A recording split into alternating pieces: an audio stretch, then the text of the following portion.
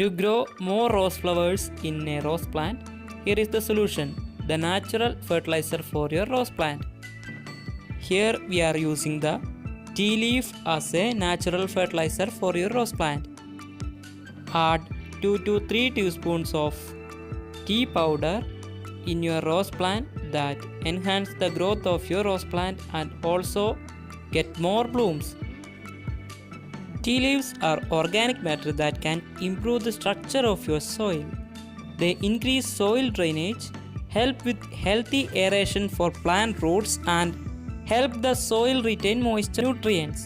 Because their nitrogen content can be as high as 4.15%, they are also an excellent source of nutrient for your plant because they gradually release the nutrient into the soil. Sprinkle your used tea leaves around the base of acid-loving plants, including your tomato and rose plant. It will give an amazing benefit to your plant.